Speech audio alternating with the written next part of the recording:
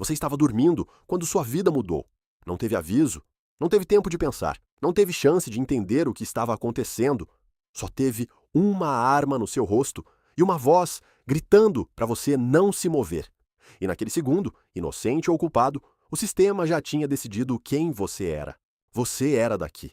Conhecia cada buraco do asfalto, cada rosto de cada esquina, cada cachorro solto de cada beco. Era o tipo de bairro que quem não conhece tem medo de entrar e quem cresceu ali não consegue imaginar viver em outro lugar. Sua mãe era o centro de tudo, casa pequena, mas limpa, sempre limpa, porque ela não aceitava outra forma. Você chegava do trabalho, ela já estava na cozinha, e por menor que fosse o dia, aquele momento sempre foi o mesmo.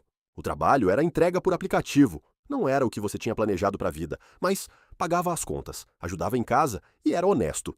Você saía cedo, voltava tarde, e no final do mês o dinheiro que entrava era dinheiro limpo. Isso importava para você. Na noite que mudou tudo, você estava em casa. Sua mãe tinha ido dormir na casa da sua tia porque ela não estava bem. Você ficou sozinho, pediu uma comida, ficou no celular, dormiu no sofá primeiro e foi para o quarto depois. Não foi para lugar nenhum, não fez nada. Estava em casa. Você dormiu sem saber que do outro lado do bairro, naquela mesma noite, alguém que parecia com você estava fazendo uma coisa que ia destruir a sua vida. Você dormiu sem saber de nada. E foi a última vez que dormiu assim por muito tempo. O barulho veio antes de tudo. Porta arrombada, madeira estilhaçando, passos pesados no corredor. Você abriu os olhos com uma lanterna na cara e uma voz gritando mão na cabeça agora. Seu coração foi de 0 a máximo antes de você entender uma única palavra do que estava acontecendo. Você ficou de joelhos no próprio quarto, vendo tudo ser revirado, cada gaveta aberta, cada coisa jogada no chão. Sua mãe apareceu no corredor com o rosto de quem acabou de ter o chão retirado debaixo dos pés. Ela chamou seu nome com uma voz que você nunca tinha ouvido nela. Você só conseguiu repetir que não tinha feito nada. Ninguém parou para ouvir. Quando a viatura fechou a porta, a última coisa que você viu foi sua mãe na calçada sendo segurada por um policial, chorando o seu nome, com uma voz que chegava abafada pelo vidro. Você gravou aquela imagem sem querer. Ela ficou. No banco da frente, o policial olhou para você pelo retrovisor. Não com raiva, não com satisfação, com o cansaço de quem faz aquilo todo dia. Ele disse: "Perdeu, irmão, acabou." Simples assim. Como se fosse só mais uma entrega de fim de expediente. A delegacia tinha aquela luz de neon que não aquece nada. Paredes que já foram brancas e agora eram de uma cor que não tinha nome. Você passou por um corredor com gente sentada dos dois lados e sentiu os olhares antes de ver os rostos. Vergonha. Você sentiu vergonha sendo inocente e isso foi a primeira coisa estranha daquela noite. Tiraram sua foto. Pegaram sua digital dedo por dedo. Mandaram você tirar o cadarço do tênis. Cada coisa pequena que faziam era uma camada sendo tirada. Você foi entrando como você mesmo e foi sendo transformado num número de registro numa pasta que ninguém ia ler com cuidado. O investigador jogou a pasta na mesa com aquele som seco de quem já fez aquilo centenas de vezes. Abriu, empurrou as fotos na sua direção e ficou olhando para você, esperando uma reação. Assalto à mão armada, mercado do bairro, noite anterior. Você olhou para a foto e entendeu o problema ao mesmo tempo em que entendeu que era inocente. O cara na imagem tinha a mesma altura, o mesmo porte, o mesmo estilo. A câmera era ruim, a imagem granulada, o boné cobria o rosto. Você sabia que não era você. Mas também entendeu que provar isso ia ser outra história. Você disse que estava em casa. O investigador perguntou com quem. Você disse que estava sozinho. Ele anotou alguma coisa no papel sem mudar a expressão. Não disse que não acreditava. Não precisou. O silêncio disse tudo. O barulho da porta de ferro, fechando, é diferente de qualquer outro barulho. Ecoa de um jeito que fica na cabeça, depois que o som para. Você ficou parado no meio da cela, e 3 homens pararam o que estavam fazendo e te encararam sem pressa, sem urgência, com aquela calma de quem tem tempo de sobra para te avaliar. Um deles perguntou qual foi, com a voz de quem já ouviu todas as respostas possíveis. Você disse que não tinha feito nada, que estava ali por engano. Eles riram. Não uma risada de deboche, uma risada de reconhecimento. Todo mundo aqui é inocente, um deles disse. E você entendeu que aquela frase era a primeira lição do lugar. Você foi pro canto e ficou quieto. Observou. Quem falava com quem evitava quem mandava sem precisar falar alto. Ali dentro havia uma ordem que não estava escrita em nenhum lugar, mas todo mundo seguia. Você foi aprendendo ela em silêncio.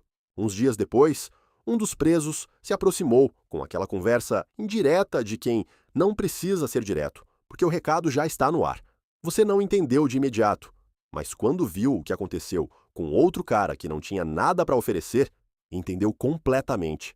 Não bastava ser inocente. Você precisava sobreviver. E sobreviver ali tinha um custo diferente de qualquer coisa que você conhecia. Os dias passaram de um jeito que não tem como explicar para quem nunca ficou preso, lentos e rápidos ao mesmo tempo. Você perdia a noção de quanto tempo tinha passado porque nada mudava, mesma luz, mesmo barulho, mesma grade, mesmo teto. No dia de visita, sua mãe apareceu do outro lado da grade com aquele sorriso que ela tentou fazer e não conseguiu completar. Os olhos dela estavam inchados de um jeito que não era de hoje. Ela segurou sua mão e disse que sabia que você não tinha feito aquilo. Você tinha ficado dias construindo uma armadura interna.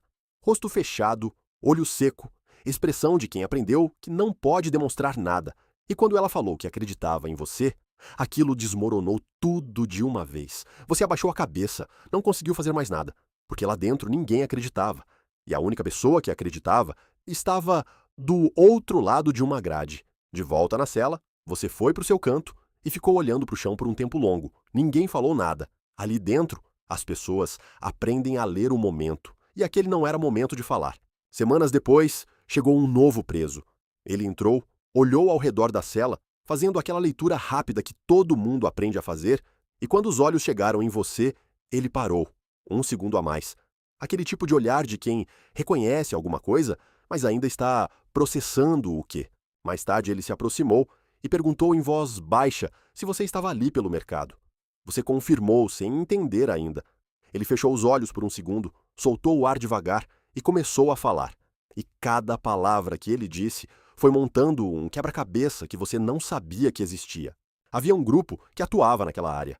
Um dos caras tinha a mesma altura, o mesmo porte, o mesmo estilo que você. Não era coincidência. Era o tipo de coisa que acontece quando dois caras crescem no mesmo bairro com as mesmas referências. E esse cara já tinha feito aquilo antes. Você estava preso no lugar dele por engano e ele nem sabia que você existia. Você pediu para falar com o investigador e contou tudo. Ele ouviu com a caneta na mão, anotou alguma coisa que você não conseguiu ler de cabeça para baixo e disse que história de cadeia não colava ali. Você voltou para a cela com a certeza de que tinha chegado no limite do que podia fazer sozinho. Dias depois, algo aconteceu sem que você soubesse ainda. Um investigador diferente estava revisando as imagens com um software melhor. Deu zoom numa parte do braço do assaltante que ninguém tinha olhado antes. Uma tatuagem pequena, mas presente, clara o suficiente para ser identificada. Você foi chamado e levado para uma sala diferente. O mesmo investigador do começo estava lá, mas algo na postura dele tinha mudado. Ele pediu para você mostrar os dois braços sem explicar por quê. Você estendeu os dois, pele limpa, sem tatuagem nenhuma. O investigador olhou para os seus braços, olhou para a tela, olhou de volta. Fez uma anotação sem explicar nada. Mandou você voltar. Você voltou para a cela sem saber o que tinha acabado de acontecer, mas com alguma coisa diferente no peito que você teve medo de chamar de esperança. Você foi chamado de novo, e dessa vez a sala estava diferente. Tinha um advogado que você nunca tinha visto antes. Tinha mais gente, tinha um clima que era completamente outro. O investigador não te olhou com desprezo. Te olhou com o desconforto de quem preferia não estar ali, explicando o que precisava explicar. Ele falou de um jeito técnico e burocrático. Divergências nas análises, elementos que não correspondiam. Você seria liberado, sem desculpa, sem explicação de como aquilo tinha sido acontecido, sem nenhum reconhecimento do que, semanas dentro daquele lugar, tinham feito com você. Só parece que você teve sorte, foi o que ele disse.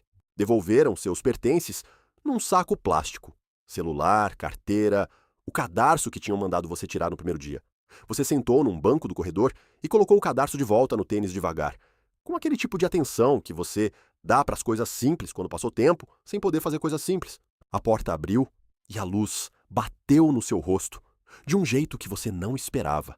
Você parou no primeiro degrau.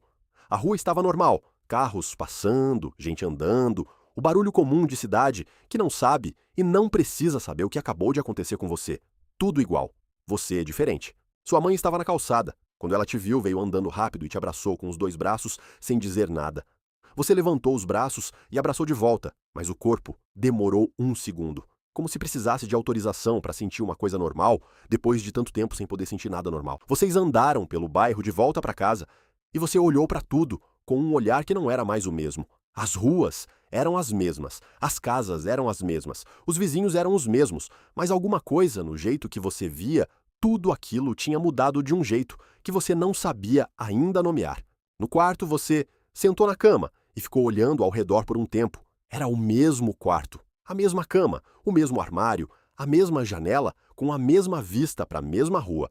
Você ficou olhando para cada coisa como se precisasse confirmar que ainda estava lá, como se a ausência tivesse criado uma dúvida que a presença ainda estava tentando resolver. De noite, o silêncio era diferente. Não tinha grade, não tinha grito distante, não tinha barulho de corredor. Tinha o silêncio que você tinha desejado todas as noites lá dentro. E agora que ele estava ali, você ficou de olhos abertos olhando para o teto, igual fazia na cela. O corpo tinha saído, a cabeça ainda estava processando.